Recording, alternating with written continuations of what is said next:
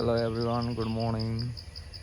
आज चाहिँ मैले पढेको क्याम्पस आएको छु। आइवी पूर्वाञ्चल क्याम्पस धरानमा छ यो। अहिले चाहिँ एकदमै राम्रो हरियाली छ, एकदम राम्रो देखिन्छ है क्याम्पस हेर्दाखेरि पनि।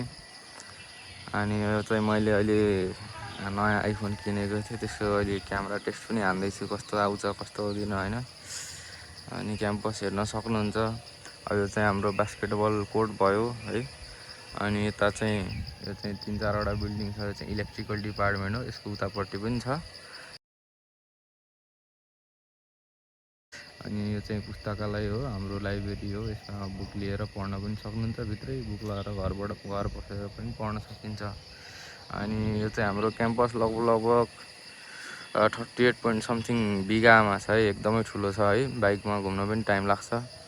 अनि अब कति पार्टमा त जङ्गल झारी नै छ, तर यस कम्पाउन्ड चाहिँ त्यति एरियाको छ। अनि यो चाहिँ इलेक्ट्रोनिक्स एन्ड कम्प्युटर डिपार्टमेन्ट हो। यो चाहिँ पुस्तकालय भयो। उता देखिरहेको चाहिँ नयाँ बिल्डिङ चाहिँ अहिले माथि इन्ट्रान्सहरू पनि हुन्छ, अनि अरू जेनरल क्लासेसहरू पनि हुन्छ। अनि यसको बिल्डिङको पछाडि पनि छ है। अनि अलि अरू देखाइदिउँला। यो चाहिँ सोभिको अफिसहरू भयो, हलहरू जस्तो भयो अलिकति। यता भलिबलहरू खेल्छन्। अब यो चाहिँ हाम्रो म उभिरहेको ठाउँ चाहिँ बरपिपल चौतारी है। यहाँ चाहिँ अब रेस्ट गर्न मिल्यो। अनि यता चाहिँ गर्ल्स होस्टेल छ। एकदमै जङ्गल जस्तो छ एरिया चाहिँ। उतापट्टि तिनकुने झारी छ होइन, तिनकुने झारी भन्छ, चारकोसी झारी भन्ने छ। एकदमै ठुलो जङ्गल छ। अनि त्यसले गर्दा चाहिँ अब त्यसकै जङ्गल सकिने बित्तिकै क्याम्पस भएको भएर पनि यता अलि झारी चाहिँ बढी छ। अनि एकदमै राम्रो छ है क्याम्पस, ब्युटिफुल छ, एकदम नेचुरल देखिन्छ, मजाको है। सो गाइज, अरू पार्ट चाहिँ मैले अलि उताबाट खिचौँला, किनभने यहाँबाट अब सबै बिल्डिङहरू देखिँदैन है। डिपार्टमेन्टहरू टन्नै छ। यहाँबाट त 2-3वटा डिपार्टमेन्ट मात्र देखिन्छ। 7-8वटा डिपार्टमेन्ट छ यस क्याम्पसमा। अनि यता चाहिँ यो हाम्रो इलेक्ट्रोनिक एन्ड कम्प्युटर डिपार्टमेन्ट भयो। यो चाहिँ अब हिँड्ने बाटो भयो। अनि उतापट्टि पछाडिको चाहिँ बोइज होस्टेल भयो, पुरुष छात्रावास लेखेको छ। त्योभन्दा अगाडि चाहिँ क्यान्टिन हो। अनि यता चाहिँ स्पेसल क्लासेसहरू हुन्छ। जेनरल क्लास भन्नाले सबै डिपार्टमेन्टको पढ्छन् त्यहाँ चाहिँ, जेनरल भन्ने बित्तिकै। अनि अघि इलेक्ट्रिकल डिपार्टमेन्ट उताबाट देखाएको थियो, यो पनि ठुलै छ है। यता पनि बिल्डिङ छ, यो सब इलेक्ट्रिकलकै हो। यहाँ पार्किङ एरिया पनि छ सानो। अनि यो चाहिँ 4 लाइट एरिया भयो। त्यहाँदेखि चाहिँ चोक जस्तो छ, अरू डिपार्टमेन्ट पनि जान मिल्छ। यो चाहिँ मैले पढेको डिपार्टमेन्ट है, हाम्रो डिपार्टमेन्ट इलेक्ट्रोनिक्स एन्ड कम्प्युटर। अहिले चाहिँ भर्खर रङरोगन भएको छ, पेन्टिङ भएको छ, त्यसले गर्दा एकदम राम्रो देखिरहेको छ। पहिला चाहिँ यस्तो टाइपको भएको थियो, अहिले पुरानै देखिन थालेको थियो। अब बनाएदेखि चाहिँ रिनोभेटै भएको थिएन। अनि यता चाहिँ अब सरहरूको क्वार्टरको एरिया भयो। यता चाहिँ उही परसम्म जान्छ, टाढै छ। अब यो चाहिँ ब्याक गेट भयो, यताबाट पनि स्टुडेन्टहरू आउँछन्। अनि यताबाट चाहिँ मेन गेट, यता त गाडीहरू पनि आउँछ, स्टुडेन्टहरू पनि आउँछन्।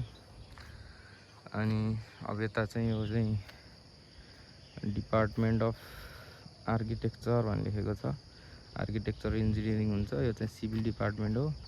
योभन्दा उता पनि एग्रिकल्चर डिपार्टमेन्टहरू छ, ल्याबहरू छ होइन। अनि यता अलिअलि देखिरहेको चाहिँ यता चाहिँ मेकानिकल डिपार्टमेन्ट, ठ्याक्कै इलेक्ट्रिकल पछाडि छ। अनि यता कोर्टहरू पनि छ अब ब्याडमिन्टनहरूको। अनि यता चाहिँ क्यान्टिनहरू छ। यसलाई चाहिँ 4 लाइट भन्छ है, 4वटा लाइट भएको भएर। अब अरू डिपार्टमेन्ट पर छ। एग्रिकल्चर पनि नयाँ बनेको छ भन्नाले, बिल्डिङ त थियो, अहिले चाहिँ थपेको छ बिल्डिङहरू। टन्नै बिल्डिङहरू छन्। अब सबै घुमेर भ्याइँदैन, हरेक पर्टिकुलर डिपार्टमेन्ट देखाउन त भ्याइँदैन, टाइम लाग्छ, आधी घन्टा नै लाग्छ होला सबै देखाउने हो भने। टन्नै छ है। त्यसले गर्दा चाहिँ अब जति सक्यो बनाइदिइरहेको छ एउटा मेमोरी जस्तो। अब घुम्न आएको थिएँ, अब पछि कतिखेर आउने हो आउने होइन, त्यही भएर चाहिँ।